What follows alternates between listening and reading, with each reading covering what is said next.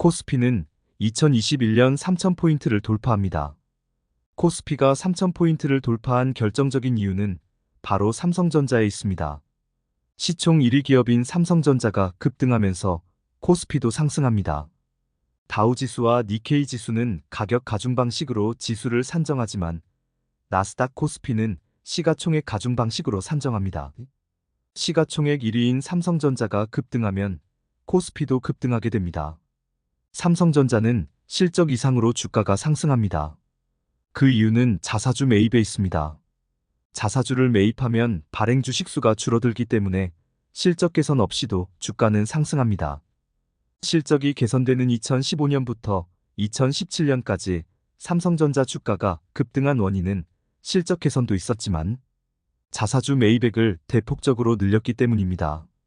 삼성전자는 매년 9.8조를 배당합니다. 2017년에는 9.2조 자사주를 매입합니다.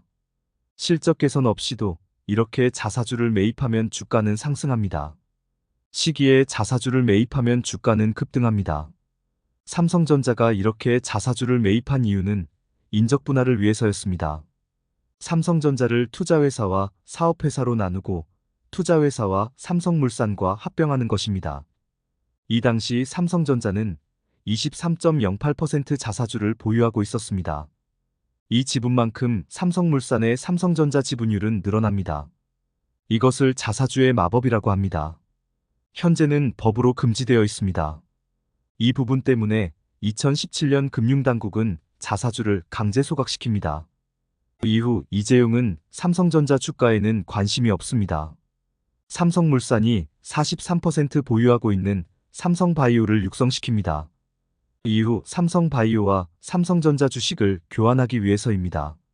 삼성물산은 이재용 일가가 34.45% 보유하고 있습니다. 코스피가 3,000을 가려면 삼성전자가 오르면 됩니다. 삼성전자 주가가 10만 원이 되면 바로 3,000포인트로 진입입니다. 2023년 코스피는 4,000포인트 부근까지 갈 수 있었습니다. 문제는 삼성전자가 코스피에서 시가총액 비중이 30%를 훨씬 초과하면서 문제가 발생합니다. 지수 ETF의 경우 한 종목을 최대 30%만 매입할 수 있는 30% 룰이 있습니다. 지수 ETF들은 삼성전자를 최대 30%만 보유할 수 있습니다. 삼성전자는 이후 꺾이게 되고 코스피도 삼성전자와 함께 하락하게 됩니다. 우리나라에서 삼성전자와 같은 주식이 하나만 더 있었어도 5,000포인트까지 갔을지도 모릅니다. 나스닥의 경우에는 애플, 마이크로소프트, 엔비디아 등 시가총액 3조 달러짜리 기업이 3개이다 보니 주가가 급등해도 30% 룰에 해당되기 어렵습니다.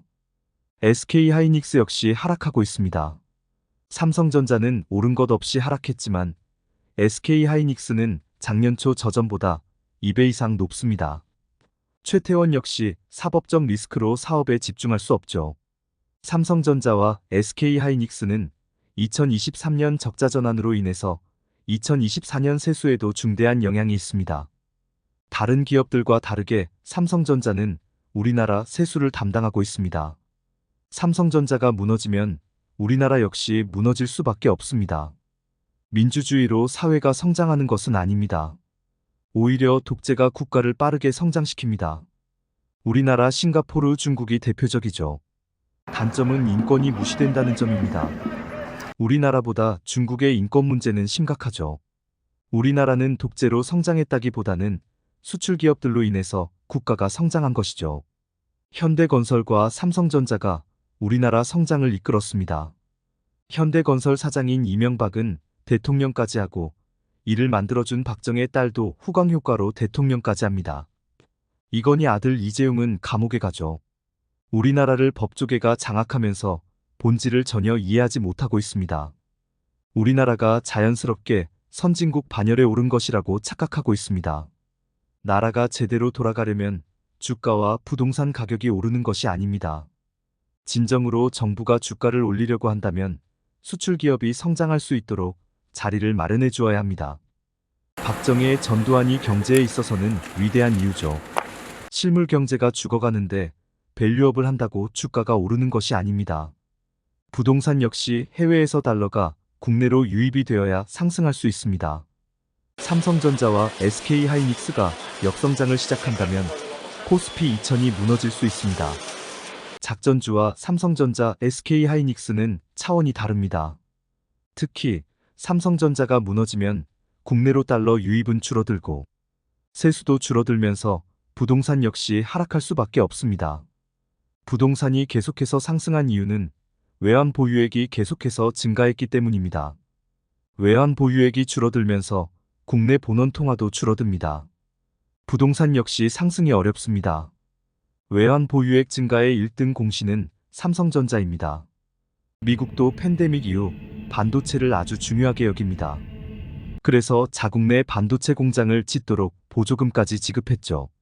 이재용과 최태원은 문제가 많습니다. 하지만 이들은 우리나라의 선장과 같습니다. 대통령보다 이들이 훨씬 중요한 이유죠. 삼성전자와 SK하이닉스가 무너지면 우리나라 자체가 무너집니다. 앞으로 우리는 평등한 거지로 살게 될 가능성이 높습니다.